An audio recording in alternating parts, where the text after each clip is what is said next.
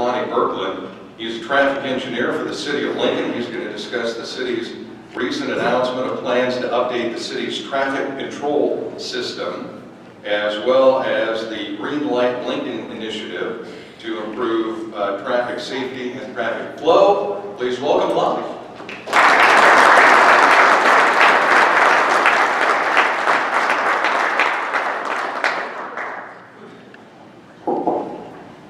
Well, good afternoon. Appreciate the honor to be here. I was looking at the website last night a little bit, the LIBA website, at some of these prior luncheon speakers, and you've had, the governor and senators and lots of really important people, and now I guess you get to hear from a local traffic engineer. So, got a few things to share with you. Hopefully will pique some interest. I think Tim knows this. I was going to share a quick note with you, though. I got a crazy phone call Saturday. My wife and I are from a little community out of Vernon, Nebraska. So I grew up roping steers and fixing fence, and no traffic lights in Vernon, by the way.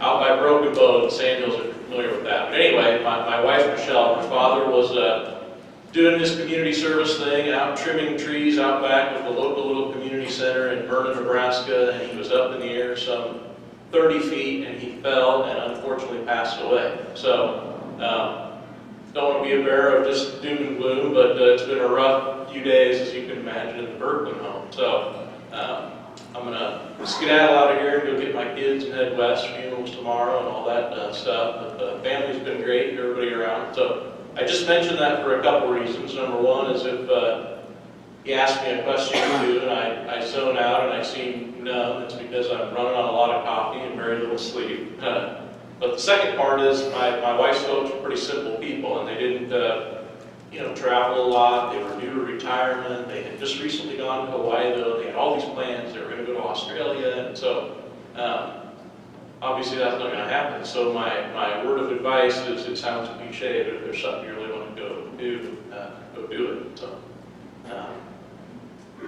sometimes we think the future is really great and the future's way out there, but sometimes the future is now. So. Anyway, yeah. So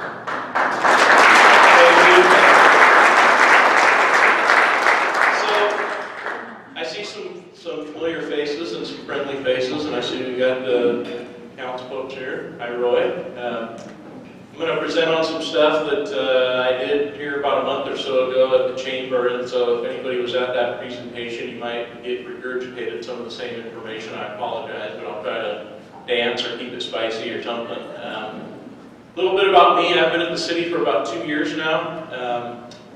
Had the good fortune of working for a couple of great companies for about 17 years. I was in the private sector. I grew up at Olson Associates for about 10 years of my career, flying all over the region, driving all over the place, helping to open new offices, working on hundreds of projects for lots of DOTs and cities and counties.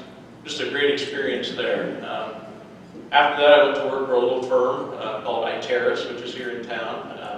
More of a little boutique shop, traffic engineering. Again, got to fly all over the country and do lots of signal system upgrade projects in major metro areas, design traffic management centers, and work on signal timing projects in Minneapolis, St. Paul, and Kansas City, and St. Louis, and Atlanta, Georgia, and Anaheim, California, and lots of the suburbs in Southern California.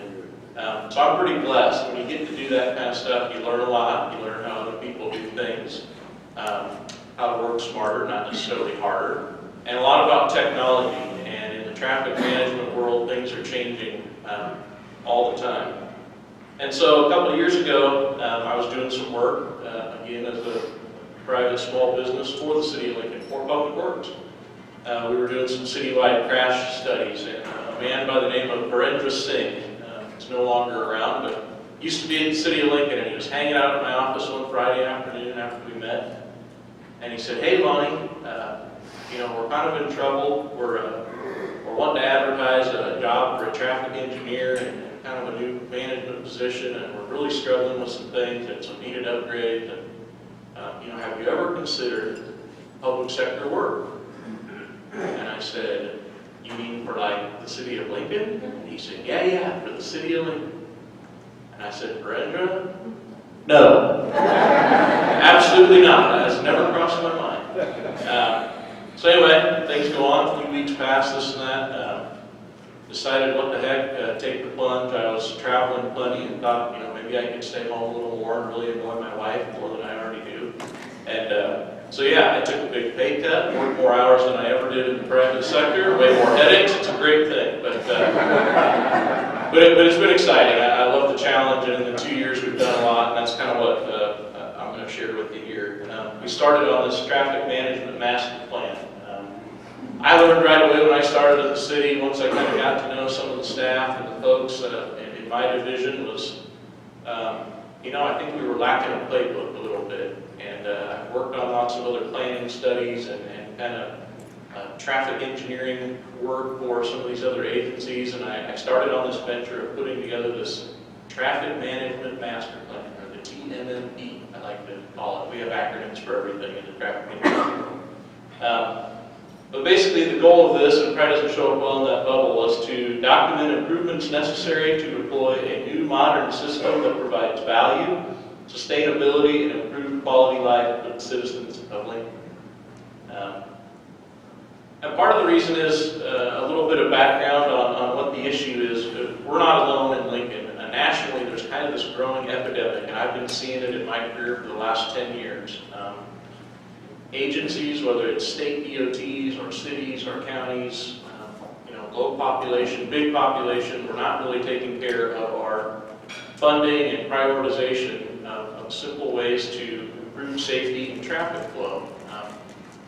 We're just not, there's never enough dollars, it seems like, or they get spread amongst other projects and things, and it's just been a challenge. And so you see these awesome letter grades here of D's and C's and F's and D pluses and so forth. And this is a report card that comes out about every 2 or 3 years from the National Transportation Operations Coalition. So it's a signal report card. And that's about the current status of things. We're probably doing a little bit better in some of those categories in Lincoln. Probably in my estimation since I've been here, kind of ascertaining where we're at, that describes us. So there's like 311,000 traffic lights across America. Over $80 billion in assets. In Lincoln alone, I think we're at somewhere in 430 traffic signals, about 115 million in assets. So it's a big deal. It's an important asset to take care of. We've got staff and shop and maintenance folks dedicated to that mission. But anyway, some kind of national statistics, the Texas Transportation Institute, Americans within cities lost 5.5 billion hours stuck in traffic annually. That's a big number. That's not just your daily commute, that's stuck in traffic. Caused us to purchase an additional 2.9 billion gallons of fuel. Traffic delays. Pretty crazy stats. We throw these billions around. $120 billion annually in the cost of that extra time and fuel and so forth. So what does 5.5 billion hours look like? Because we toss those stats around. So being the nerdy traffic engineer I am, I was doing some calcing, and the time it takes you to travel across our great country, the time, about 50 hours. Couple days, right? You just went coast to coast. So that billions to 5.5, you'd have to drive back and forth across America just 110 million times. That's what 5.5 billion hours stuck in traffic a week of your life every year. That's what that is like. In fact, we take 10,000 people their entire life, if they got their license at age 16 and lived an average lifespan to 80 years old, and all you did was jump in a car and drive, you and 9,999 of your friends could just do that your entire life. That's what that delay is, and that's every year. That's an annual number, so it's kind of crazy to think about. 2.9 billion gallons of fuel. If you filled up milk jugs with gasoline, and you started laying them out here on O Street, and you stretched them end to end to end to end to end. Milk jugs with gasoline all the way across the Rocky Mountains and to the West Coast.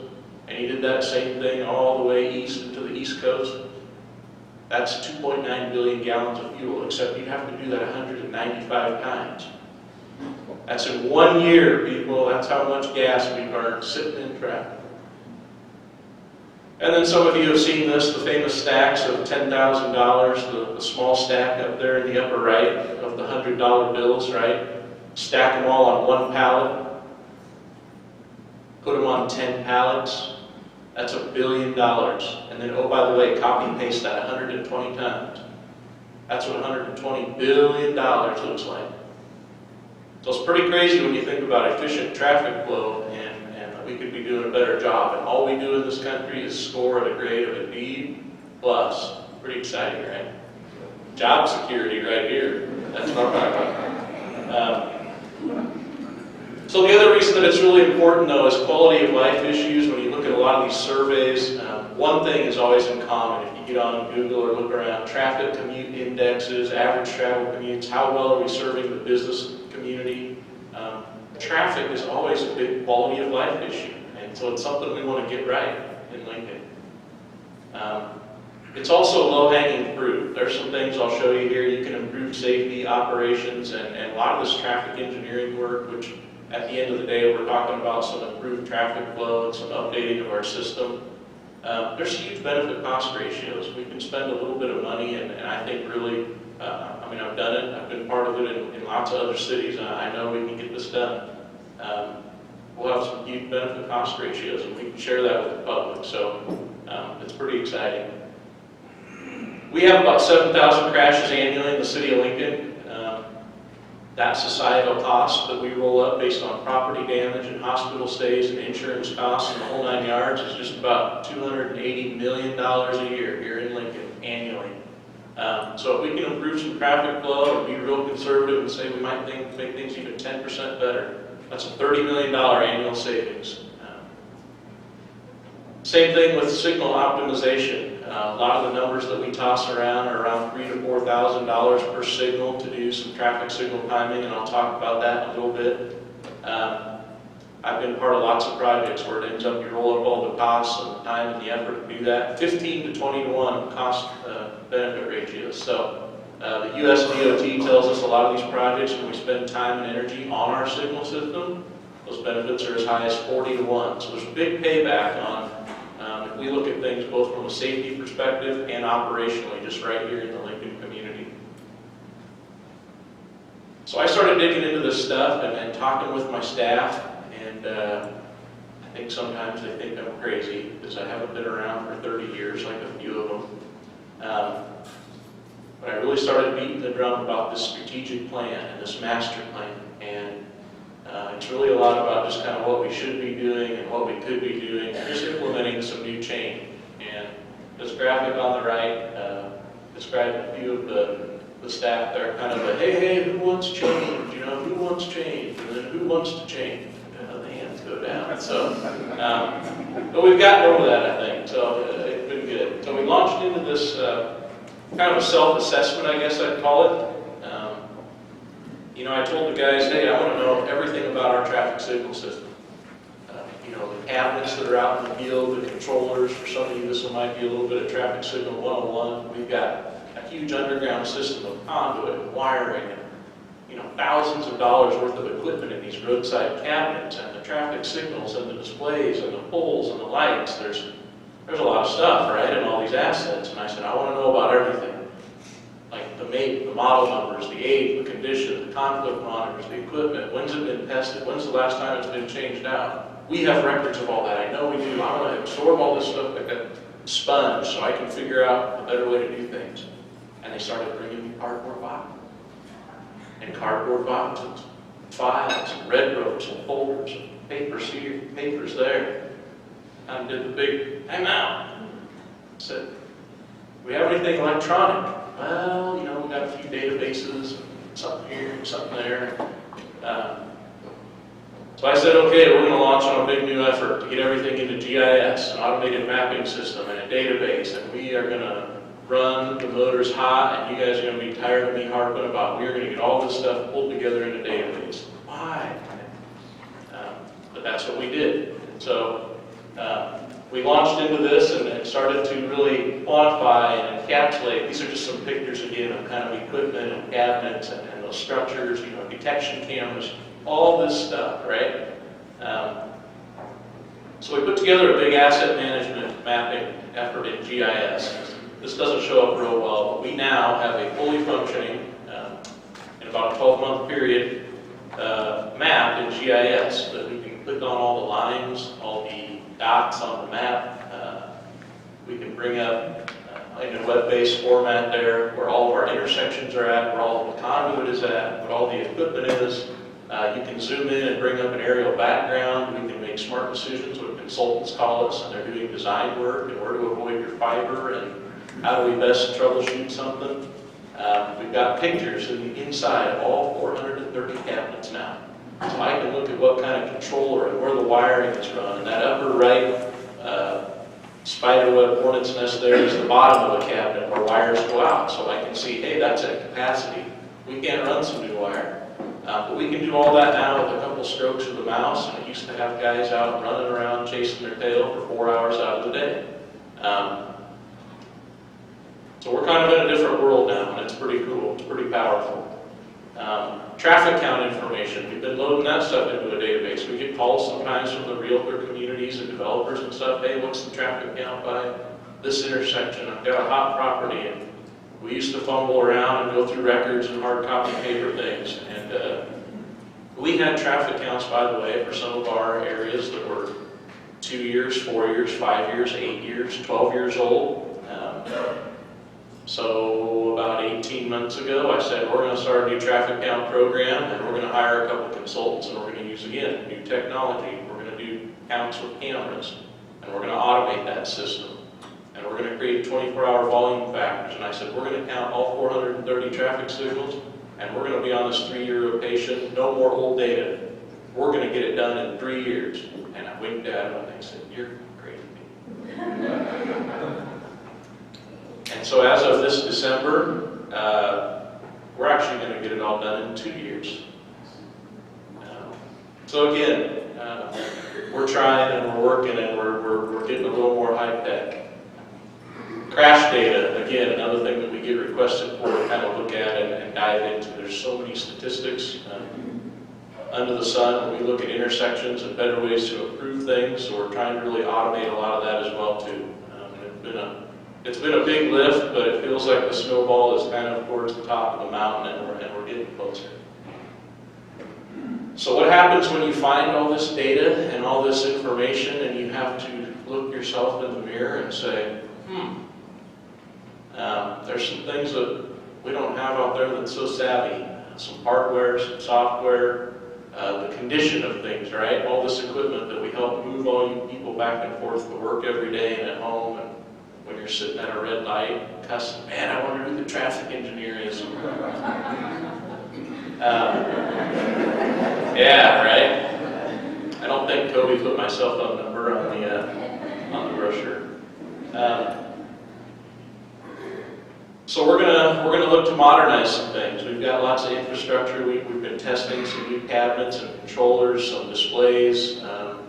We've got some new flashing yellow arrowheads and some things nationally that are just other folks are doing that we're a little bit caveman on, and there's going to be some new things coming, and we're going to try to keep pumping information out to everybody, and we're going to do better. Detection is something that has really been eye-opening to me. I kind of knew what I was getting into when I took this job, mostly, I think.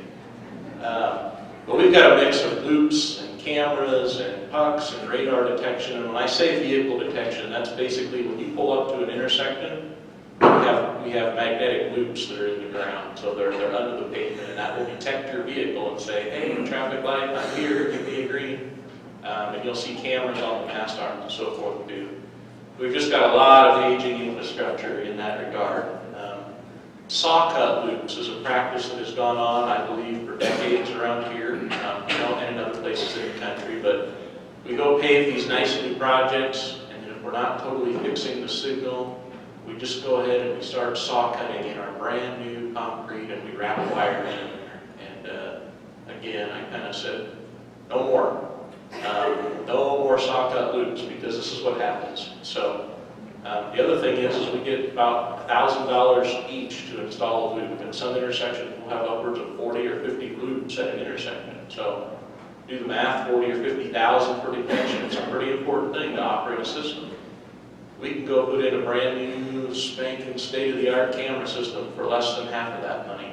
And oh, by the way, the guys don't have to be out in the roadway doing it. They can install it with a simple Cat5 cable on the side of the road, non-intrusive. And so again, just technology, right?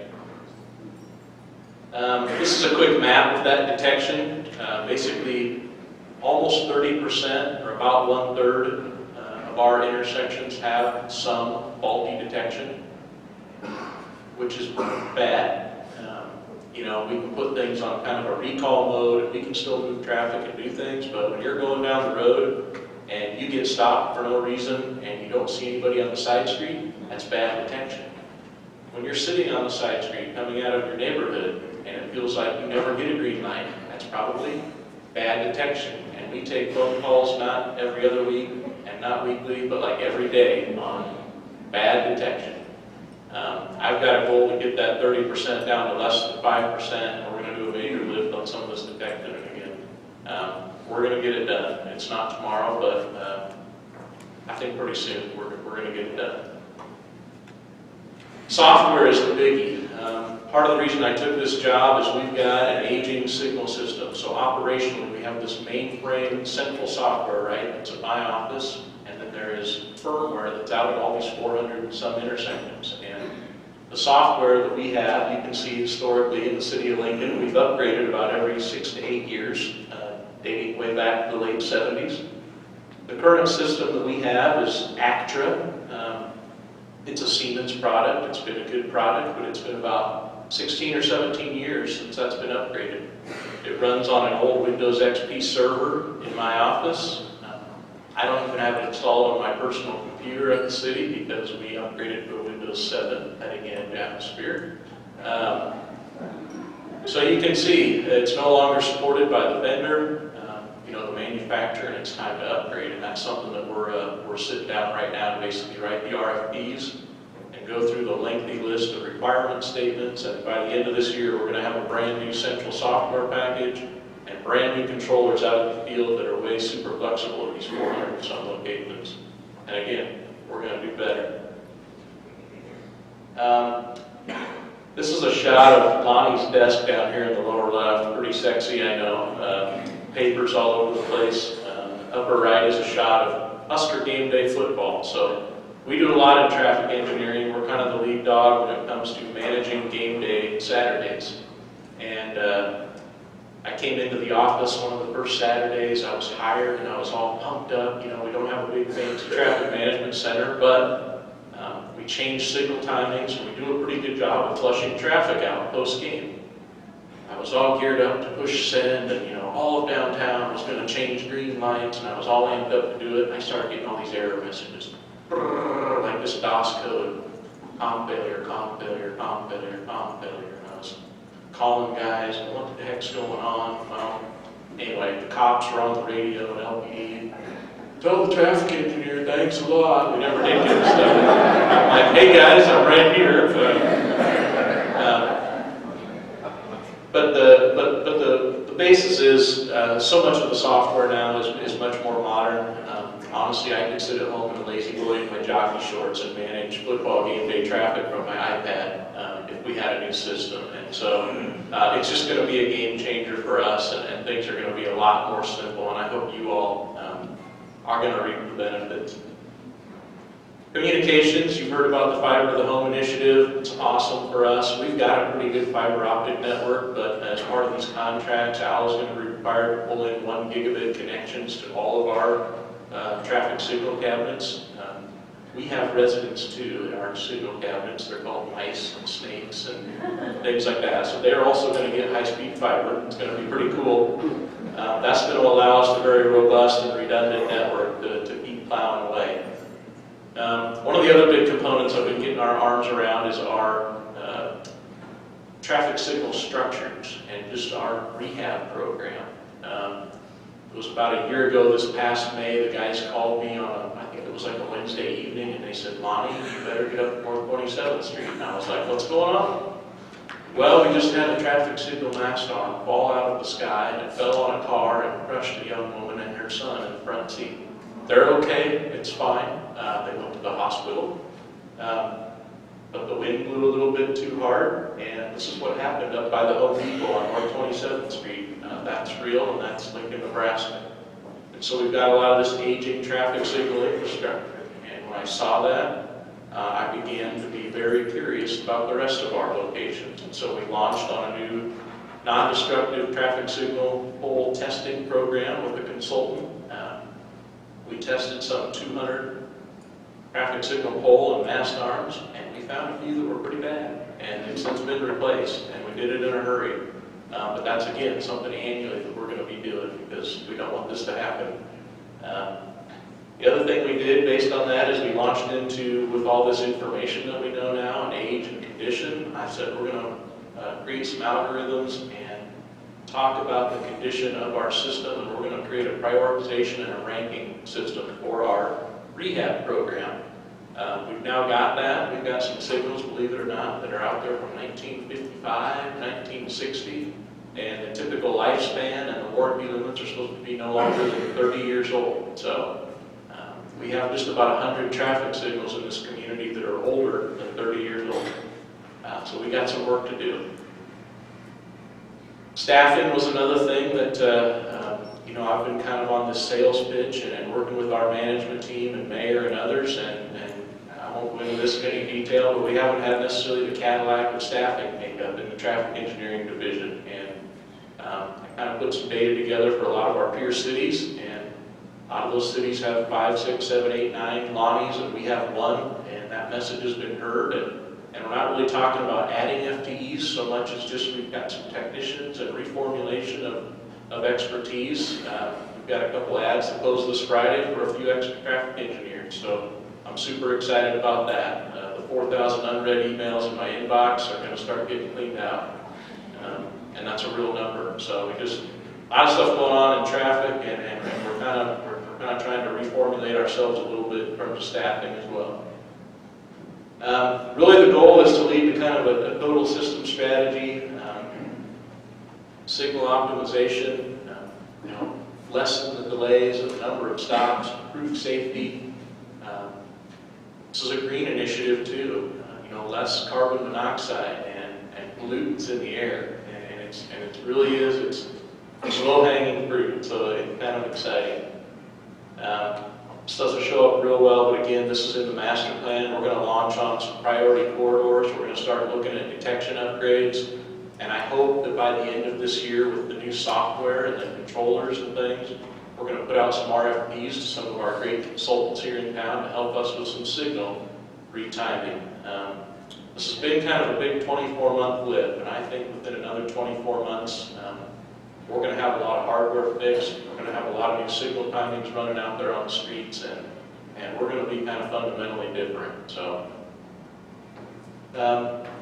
you can see in the bottom of this, there's a little tiny red square down there, and that represents a quarter of a mile. And when I mentioned benefit cost being such a big deal, and it is for the same money that we can go build a 1/4 of a mile, about 3 blocks of an arterial roadway, 4-lane divided roadway. We can purchase new central software, we can purchase brand new traffic signal controllers, we can do signal head upgrades at every intersection in the entire city, the same money that it costs to take 3 blocks of roadway. If you click on another one and bring in another 1/4 mile, we can fix all the detection problems. That's the kind of value we talk about, and I think we're starting to ponder that a little harder. Guys, city engineer, public works director, we've been having lots of discussions about how best to benefit the community at large. We still need those roadway projects, we still need capacity projects, and we're still going to do those things. We definitely need to spend some money on technology and being smart about how we move traffic in this community, and we're going to do better. Some of that is, of course, the numbers you're all familiar with the gas price, and those federal tax dollars have been on the decline and certainly not increasing. So, business as normal moving forward, just trying to fund big bridge and roadway projects continues to be a challenge. So We need to continue to look for other tools in our toolbox to improve traffic flow and traffic safety. And so some of this with these new initiatives is what we're looking at. And I told folks, man, we need a tagline for this. So everywhere I've been, St. Louis is Gateway Guide and Operation Greenlight in Kansas City and all this stuff you see across the nation. So of course I talked to the chamber folks a little bit and said, hey, how about Greenlight Lincoln? It's go time. So that's what we're doing. It's go time in Lincoln now. It's our new initiative. Again, I won't read all those bullets there, but we just launched a couple weeks ago. I said, man, our website's ugly. There's lots of cool information we can be sharing. So we went in and released the traffic engineering homepage. We've updated that. So this traffic management master plan, if you want to go download a full PDF and put yourself to sleep at night reading Lonnie's words of wisdom, by all means, pick it apart. You can do that. That's up there. There's lots of new information on the N Street cycling track and a lot of the other goofy stuff with flashing yellow arrows and signal timing. It's all up here. Lots of frequently asked questions. People have lots of questions about turn arrows and warrants for signals and yada yada yada. And so again, we're trying to kind of point people to the website. One of the last slides I'll show here is the stuff really does sell itself. This is, I think, the front page of the Grand Rapids Press from back in 2008. This is a project that I worked on. We got hired, our consulting firm, to basically retime every corridor in the city, and they have about 700 traffic signals. And it was a great thing. It made front page press. We reduced travel times from beginning to end on the tune of take a typical corridor like O Street or 70th Street. It might have taken 20 minutes to travel that corridor. We knocked that down to 12 or 11 or whatever. And so you start to roll up all these statistics, right? And it's a big deal.